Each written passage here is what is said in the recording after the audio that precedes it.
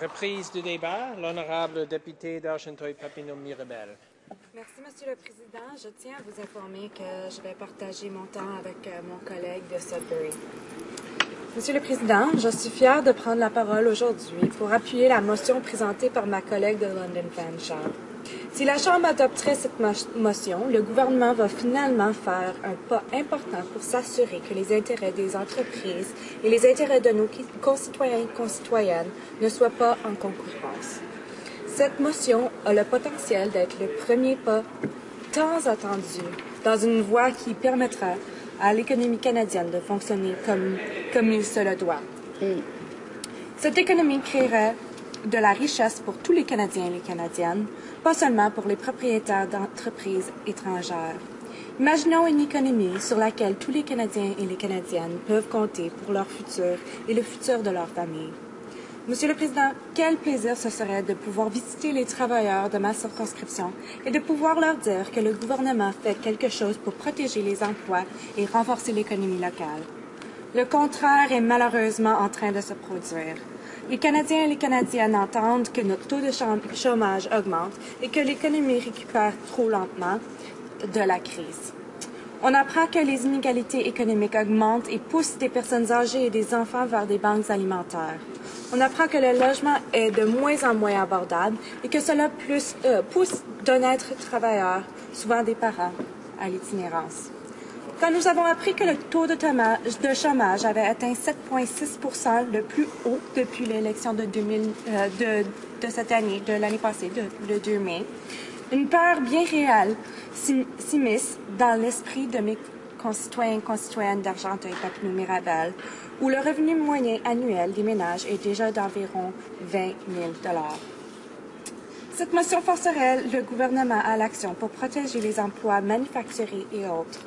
Cela voudrait dire que mes concitoyens et concitoyennes auront une plus grande sécurité d'économie, une plus grande robustesse de l'économie locale et tout simplement la survie de l'économie de la région. Monsieur le Président, voici ce que nous devons faire. Nous devons commencer par renforcer la loi sur Investissement Canada. Il faut garder en tête que la raison d'être de cette loi est de s'assurer que les investissements étrangers se font au bénéfice net des Canadiens et Canadiennes. Cette législation doit s'assurer que les entreprises qui s'installent au pays donneront plus qu'elles prendront. Cette loi a été mise en place en 1985 sous le gouvernement de Brian Mulroney comme une protection de nos intérêts collectifs. Bien que la volonté derrière cette loi soit des plus nobles, elle manque de dents, elle manque de force, elle manque de levier pour donner les effets souhaités. Monsieur le Président, il est temps de modifier la loi sur Investissement Canada pour lui permettre de fonctionner correctement. Nous avons perdu 400 000 emplois manufacturiers au Canada depuis l'arrivée au pouvoir de ce gouvernement. Cette année seulement, nous avons perdu 40 000 de ces emplois. Les économistes et plusieurs études nous disent que si les conservateurs continuent sur la même voie, le Canada pourrait perdre 68 000 autres emplois à temps plein à cause des coupures inconsidérées prévues par le gouvernement. La mesure principale de la réaction du gouvernement à la crise est une baisse d'impôts aux entreprises sans aucune obligation. Notre taux d'imposition pour l'entreprise est déjà très basse. Il était de 21 % en 2008 sous les libéraux et est maintenant à 15 %. C'est bien inférieur au taux d'imposition des États-Unis qui est d'environ 40 %. Les entreprises bénéficient de ces taux extrêmement bas, mais n'ont aucune obligation de création d'emplois. Monsieur le Président, plus de 12 000 prises de contrôle par des compagnies étrangères n'ont même pas été étudiées selon les critères de la loi, car ils n'atteignent pas le seuil d'investissement très élevé prévu par la loi. Les néo-démocrates réduiraient ce seuil à un niveau raisonnable de 100 millions de dollars. Ainsi, les compagnies étrangères nous prendraient au sérieux lorsque nous disons que les ressources naturelles canadiennes et les taux d'imposition extrêmement bas ne sont pas sans obligation. Les investissements doivent réellement avoir un bénéfice net pour les Canadiens et Canadiennes.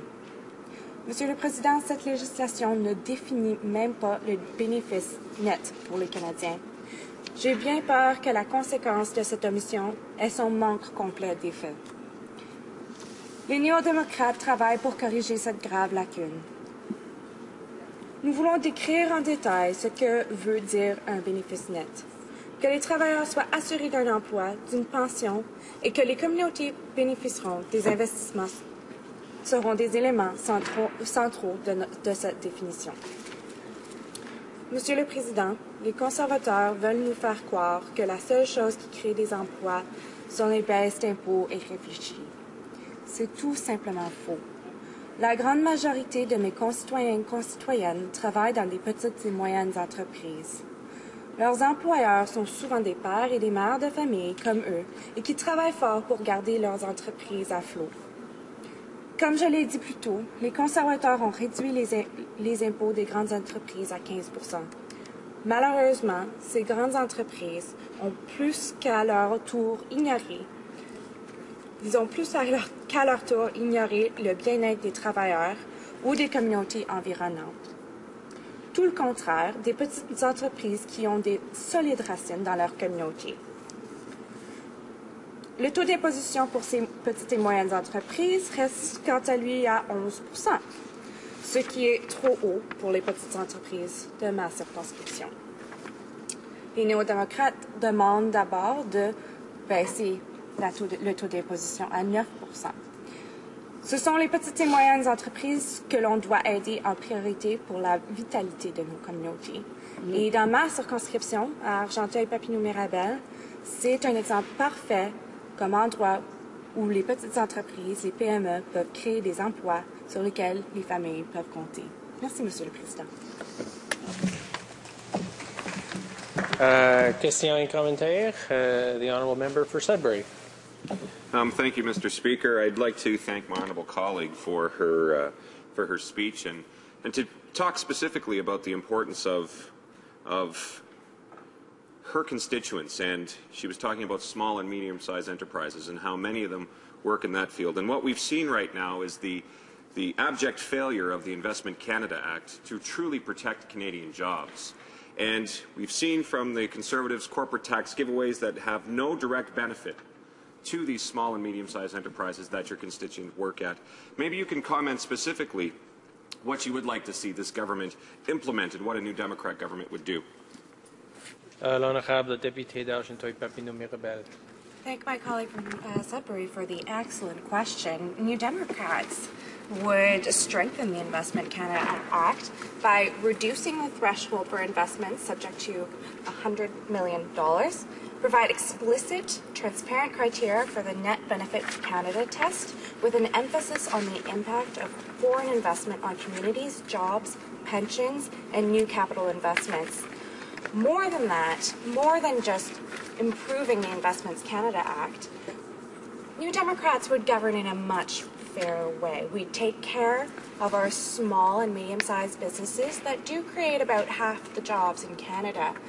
The Investment Canada Act is only one lever among many available to the government to help protect and create jobs, but this government is failing to use them. And we need to take immediate action to address the job crisis that's happening in Canada. Thank you. Questions et commentaires, l'honorable député de Sherbrooke. Monsieur le Président, j'ai une petite question à poser à ma collègue. Je tiens tout d'abord à la féliciter pour son discours très passionné et qui rejoignait aussi beaucoup ses électeurs d'Argenteuil-Papineau. Mais j'avais une question par rapport au profit qu'ont fait Caterpillar dans les dernières années. Parce que vous savez qu'en 2011, ils ont eu des profits records de 5 milliards de dollars. Et c'était une augmentation de 83 % par rapport au profit de 2010. Alors, c'est étonnant de voir qu'ensuite, cette compagnie-là demande à ses employés de baisser les salaires ou bien sinon, ils vont envoyer ces emplois-là aux États-Unis.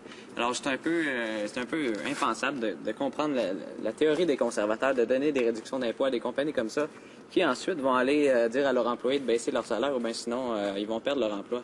Donc, je me demandais si elle pense plus qu'on devrait plus focusser sur les baisses d'impôts aux petites et moyennes entreprises qui, eux, sont vraiment les créateurs d'emplois, comme dans mon comté. Et dans son comté, je suis sûr aussi que c'est eux qui créent le plus d'emplois et c'est pas les grandes compagnies comme ça qui vont finalement s'en aller aux États-Unis ou en Asie. Donc, j'aimerais l'entendre un peu là-dessus. L'honorable député d'Argenteuil-Papineau-Mirabel. Thank my colleague for the question.